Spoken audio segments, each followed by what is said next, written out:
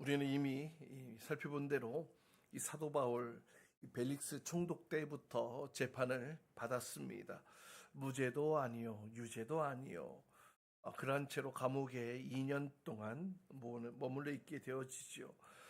그 사이에 총독이 바뀝니다. 후임, 베스토 총독이 부임해서 또 재판을 하게 됩니다.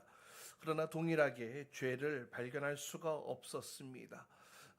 그리고 사도 바울은 이 일을 황제에게 상소하겠다라고 얘기를 합니다. 그래서 이제 사도 바울은 로마로 호송되어야 될 그런 상황이 되었습니다.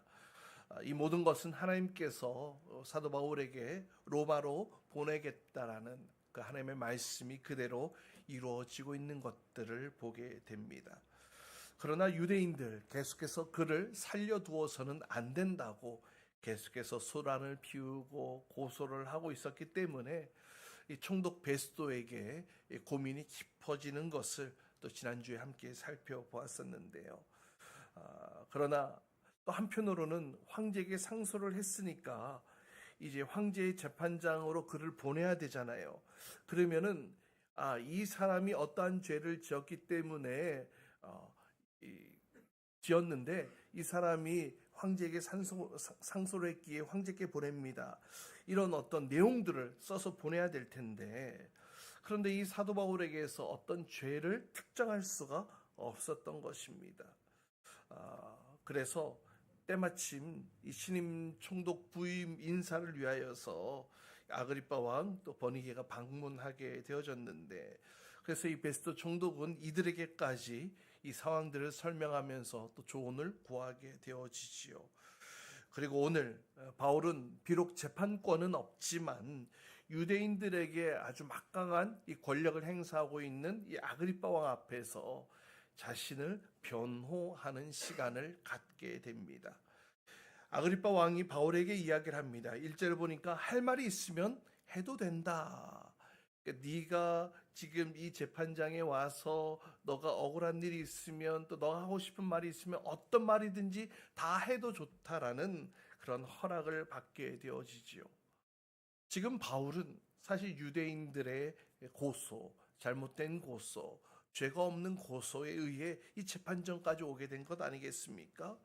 그래서 보통 이 억울한 일을 당하게 되면 자기 자신에 대해서 변호하고자 하는 이 마음들이 막 가슴에서 불리듯 일어나게 되어지지요. 억울한 일 당했어요. 그런데 내가 그것을 해명할 기회조차 주어지지 않는다면 얼마나 속이 답답하겠어요. 그래서 내가 내 자신에 대한 이 변호할 기회가 주어진다면 그 시간을 충분히 활용하여서 내 자신의 억울함을 드러내고 나타내는 것, 이것이 당연한 모습일 것입니다. 그런데 오늘 바울, 아그리빠 왕이 너 자유롭게 얘기해도 돼. 한번 말해봐라 라고 하는데 이 사도 바울 자신을 변호할 수 있는 이 시간이 주어졌음에도 불구하고 그 시간을 자신의 어떤 변호의 시간으로 활용한 것이 아니라 그 주어진 시간을 어떻게 활용합니까? 그 귀한 시간, 내가 만난 예수님을 전하는 시간으로 활용하는 것을 보게 됩니다. 그래서 그 이야기를 하기 전에 2절, 3절 말씀 보세요. 이 사도 바울이 아그리빠 왕에게 지금 내가 하는 말을 그러면은 끝까지 참고 들어주시기를 부탁드리겠습니다. 라고 사전에 이렇게 이야기를 합니다. 지금 바울, 어쩌면 유대인들에게 강력한 영향력을 행사하고 있는 이 아그리빠 왕 앞에서 또 이 아그리빠 왕은 유대 문화, 유대 풍습을 잘 알고 있었기 때문에 내 자신을 지금 변호를 잘 하면 오히려 이것이 무죄로 드러날 수 있는 계기로 삼을 수도 있었을 것입니다. 그래서 내 자신을 변호하며 또 도와달라고 또 자신의 무죄함을 이 아그리빠 왕을 통하여서 드러내게 할 수 있는 그런 기회가 주어졌다는 것이죠. 그러나 사도 바울은 그 시간 자신의 무죄함을 증거하기보다는 이 복음을 전하는 것을 선택하는 것을 보게 됩니다. 내가 만난 예수님, 예수 그리스도, 부활하신 예수 그리스도를 소개하는 시간으로 결정했다는 것입니다. 먼저 사도 바울은 자기 자신에 대해서 소개를 합니다. 뭐라고 소개를 하고 있습니까? 우리 4절 5절 말씀을 같이 함께 읽어봅시다. 4절 5절입니다. 시작.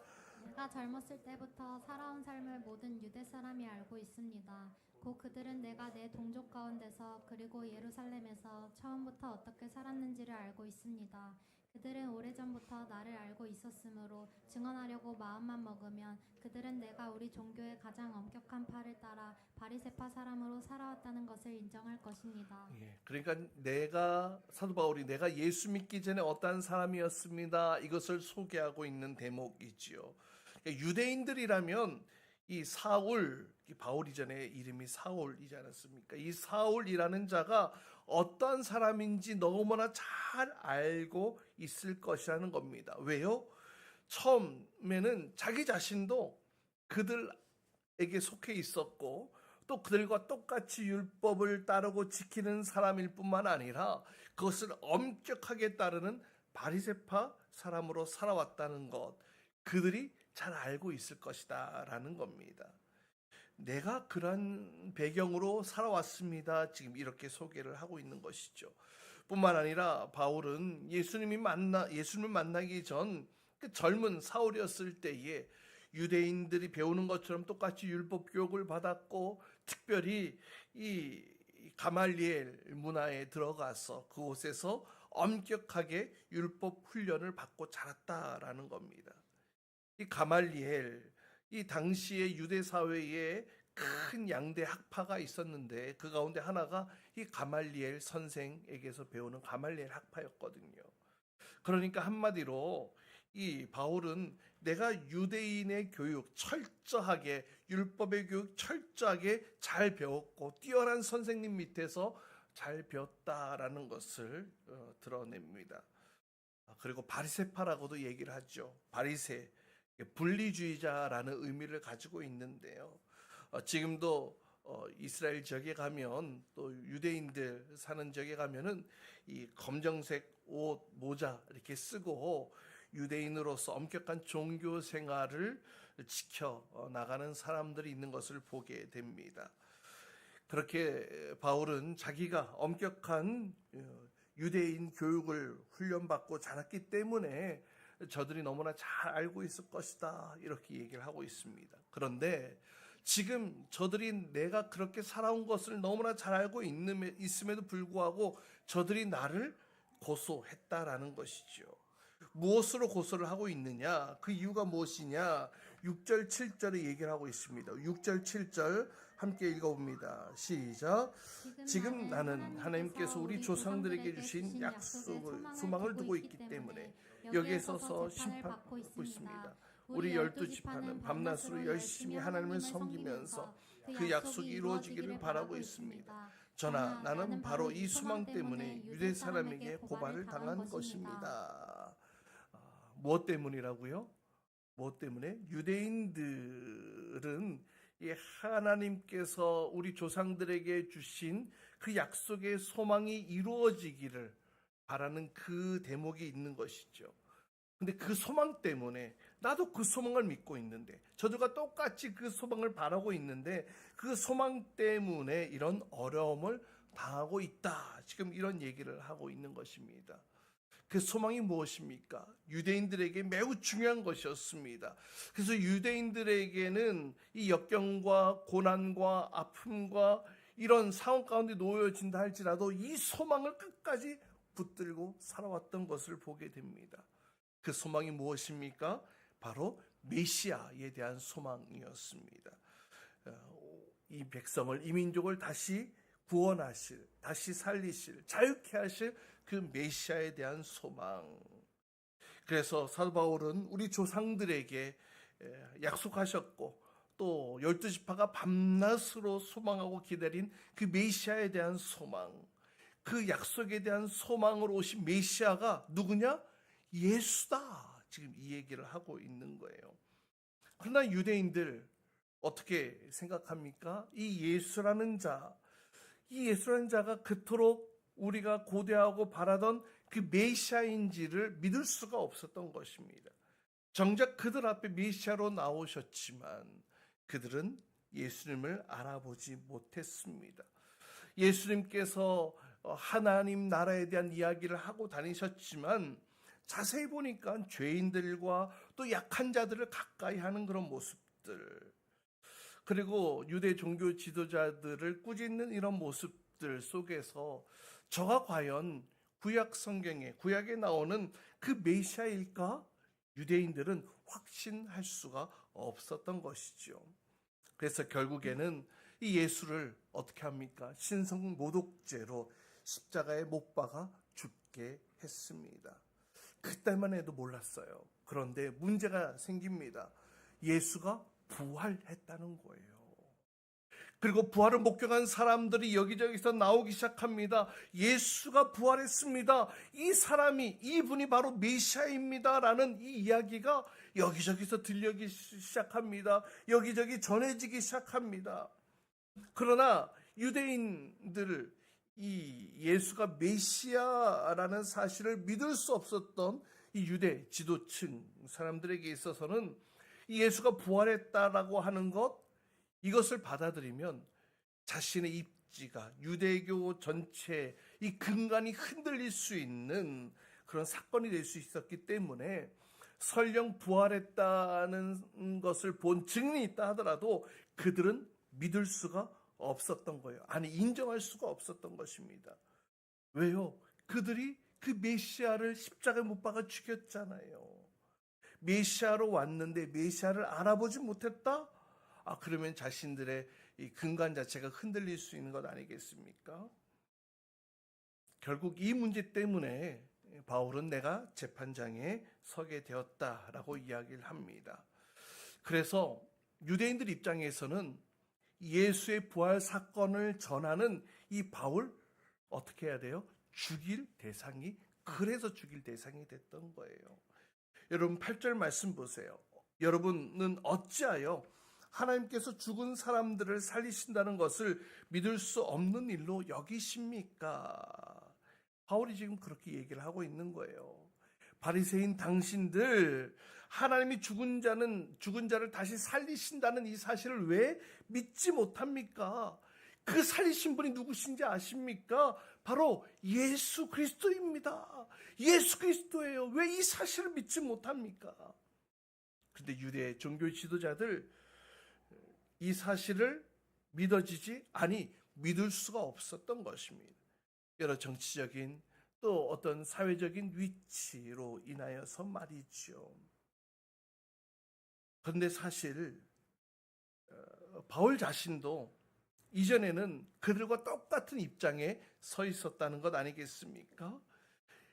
바울도 예수가 메시아임을 인정할 수가 없었고 예수가 구원자라는 사실을 받아들일 수 없었던 사람 중에 하나였다라는 거예요.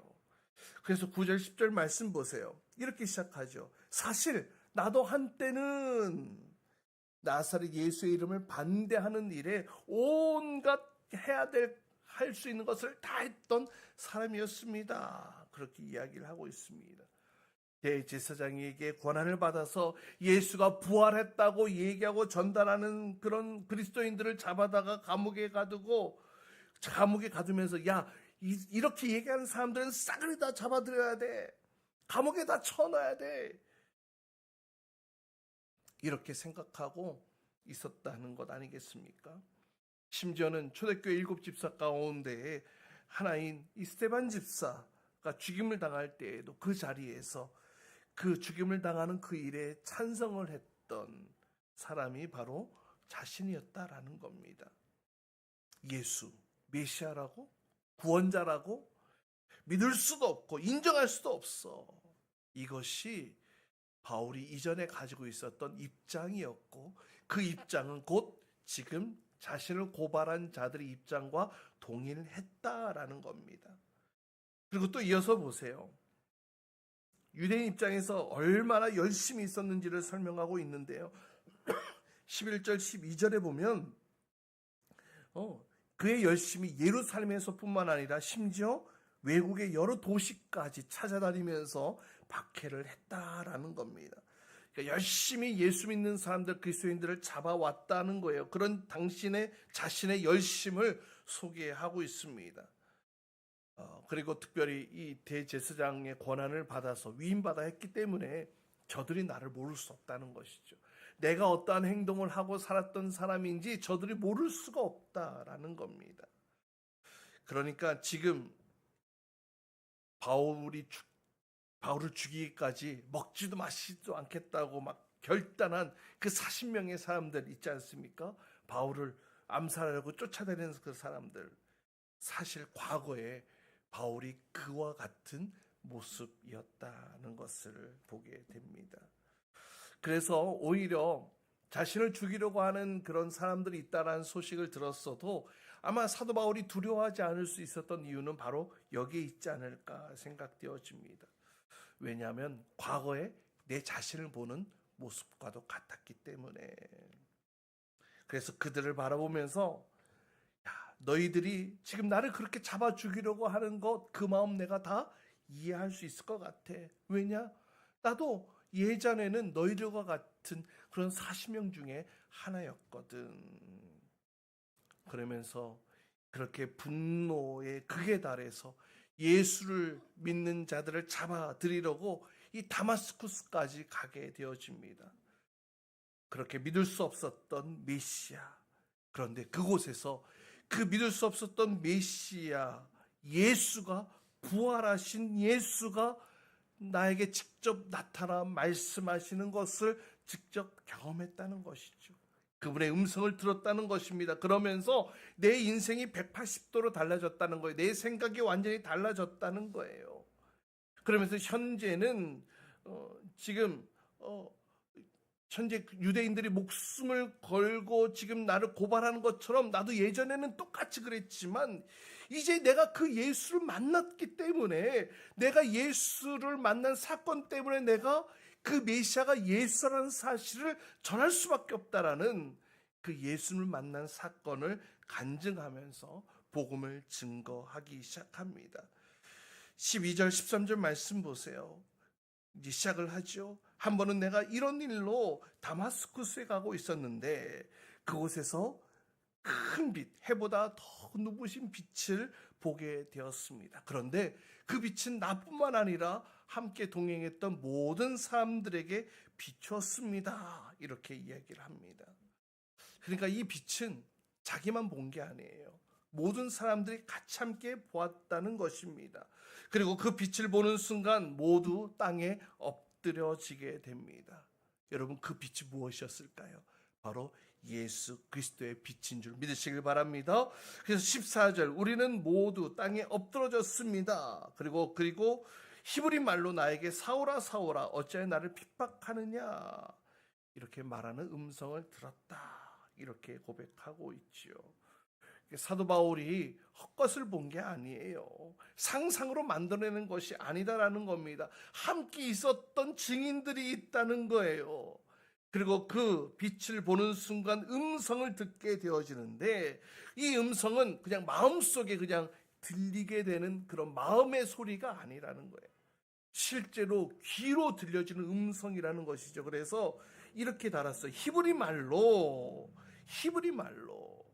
나에게 사오라 사오라, 분명하게 육성으로 들리는 음성을 들었다라는 겁니다.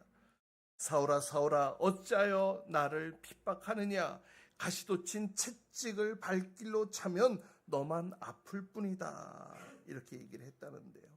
여러분, 가시돋친 채찍, 이것이 무엇이냐면, 여러분, 농부가 소를 몰 때에 이 소가 바르게 갈 수 있도록 이 철침이 박힌 이 막대기 채찍을 말하는 거예요.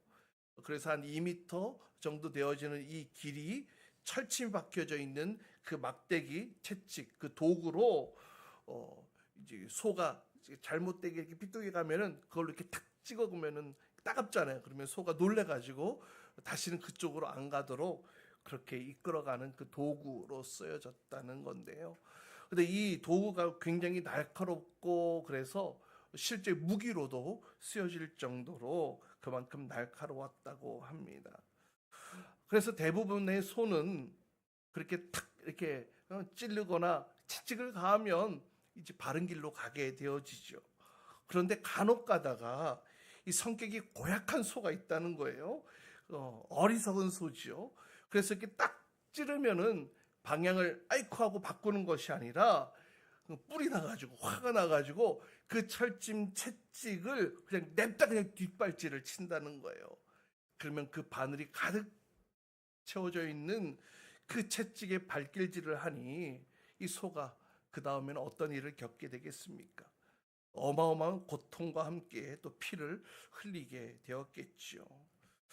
그러니까 사도 바울이 지금 예수 믿는 자를 핍박하고 잡아가두고 하는 이 모든 행동들 마치 철침 막대기를 발길질하는 것과도 같다, 이렇게 예수님께서 말씀하신 것입니다. 가시박힌 그 채찍 발길질하면 어떻게 되겠어요? 내 발만 아픈 거잖아요. 지금 사도 바울은 뭐라는 거예요? 지금 내가 행동하는 이 일이 하나님을 위한 일이야, 하나님을 위해 사는 거야 라고 하면서 열심을 내서 막 하고 있는데, 근데 사실은 뭐예요? 그 일을 하면 할수록 내 발만 아픈 꼴이 된다는, 헛수고일 뿐이라는 그 이야기를 주님께서 하시는 것입니다.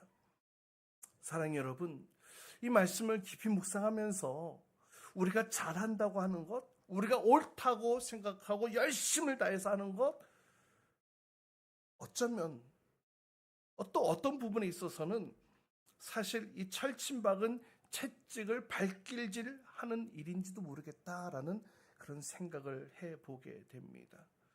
우리의 열심으로 하나님이 기뻐하시는 일로 우리가 열심을 내는 것이 아니라 우리의 열심으로, 우리의 열정으로, 우리가 옳다고 생각하는 방향으로 우리가 그렇게 달려간다면 그것은 분명 스스로에게 채찍질을 가하는, 고통을 주는 헛수고일 뿐이라는 사실. 사도 바울은 누구보다도 이것은 하나님을 위한 일이야 라고 생각하면서 열심히 달려갔지만 그것이 아니었다라는 것이죠. 그러한 주님의 음성 앞에 바울은 이렇게 반응합니다. 15절.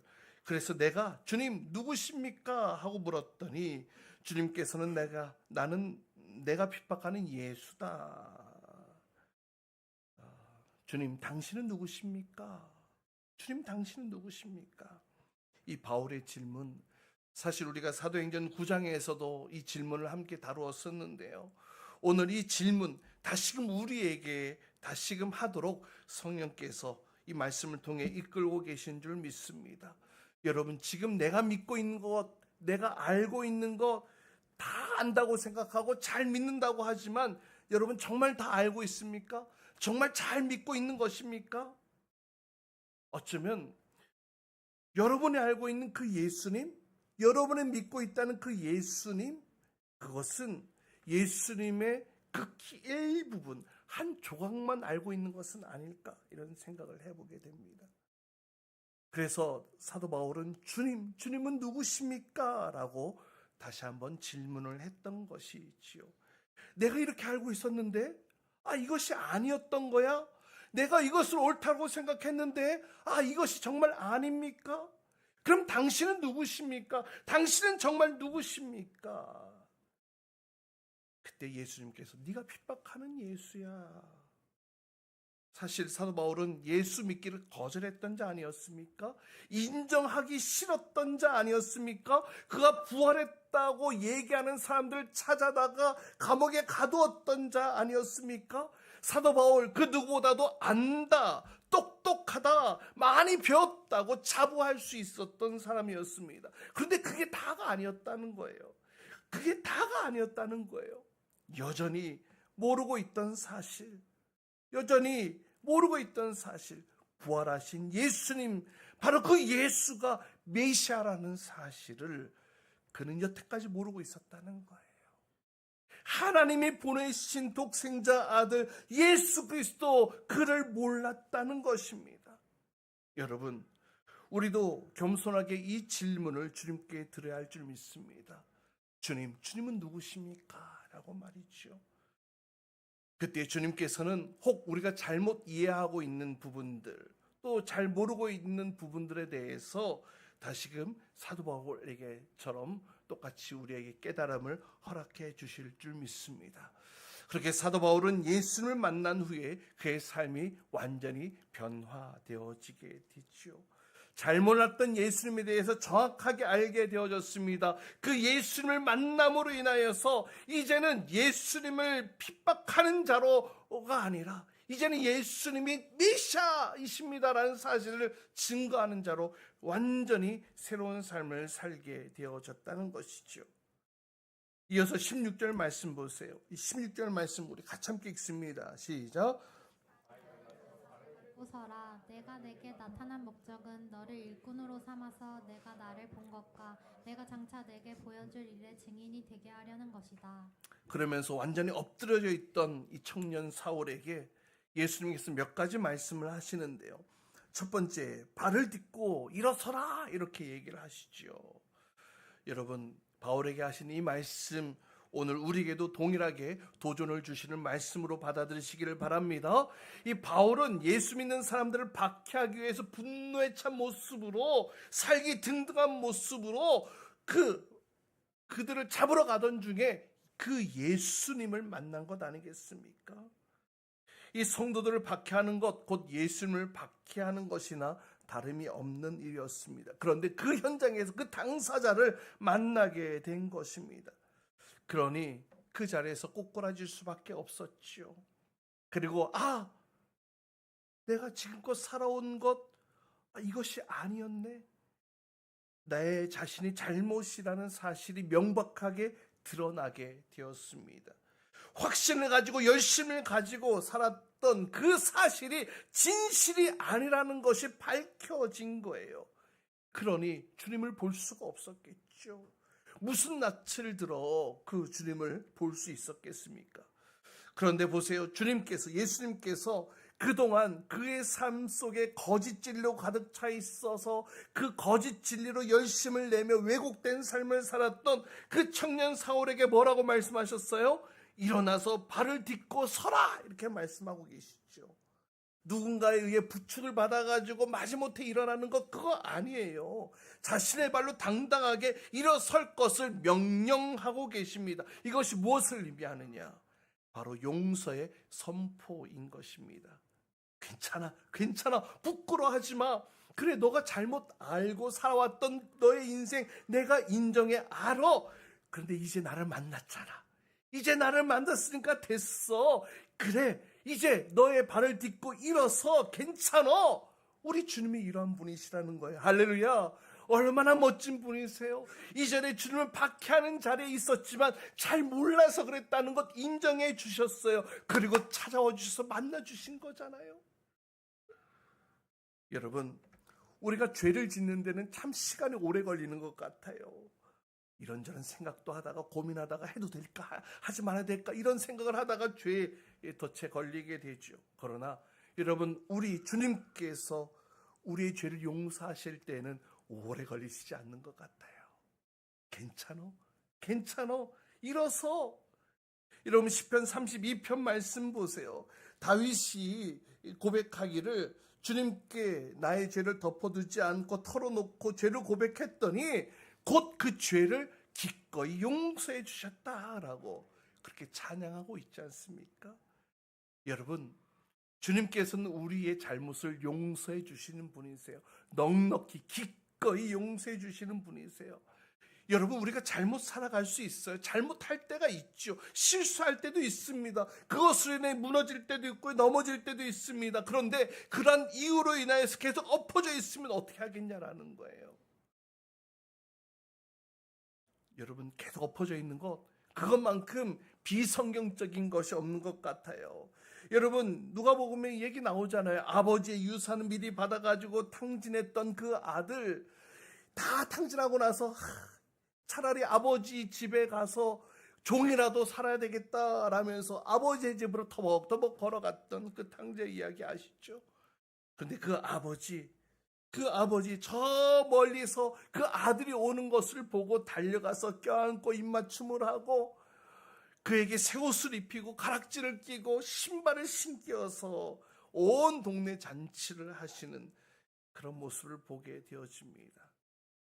여러분, 우리 주님이 그런 분이세요. 우리의 실수 있을 수 있어요. 잘못이 있을 수 있어요. 넘어질 수 있습니다. 그러나 그 잘못을 깨닫고 회개했다면 이제 빨리 그 죄의 자리를 박차고 일어날 수 있기를 바랍니다. 다른 사람 눈치 볼 필요 없어요. 다른 사람이 부축해서 마지못해 일어나는 그 모양새도 필요 없습니다. 주님이 괜찮다고 얘기를 하시잖아요. 주님이 괜찮다고 얘기를 하시잖아요. 여러분, 더 이상 죄악의 어두운 과거가 아닌 하나님께서 일으키시고 손잡아 주시는 의로운 새로운 미래로 나아가는 저와 여러분 될 수 있기를 주님의 이름으로 축복합니다. 또 두 번째, 너를 일꾼 삼아 증인되게 하겠다라고 말씀하고 계십니다. 하나님의 특별한 은혜를 사도 바울이 받은 것이죠. 하나님의 특별한 일을 위하여서 특별한 은혜를 허락해 주셨습니다. 그래서 뭐라고 얘기를 합니까? 17절 18절 말씀 같이 함께 또 있습니다. 시작. 나는 이 백성과 이방 사람들 가운데서 너를 건져내어 이방 사람에게로 보낸다. 이것은 그들의 눈을 열어서 그들의 어둠에서 빛으로 돌아서고 사단의 세력에서 하나님께로 돌아오게 하며 또 그들이 죄사함을 받아서 나에 대한 믿음으로 거룩하게 된 사람들 가운데 들게 하라는 것이다 하고 말씀하셨습니다. 세 가지를 말씀하셨죠. 이방인의 손에 건져서 이방인에게로 보내겠다고 말씀하시면서 그들의 눈을 열게 하기 위해서 너를 불렀다는 거예요. 어둠에서 빛으로 돌아서게 하고 사단의 세력으로부터 돌아오기 위해서 너를 불렀다라는 겁니다.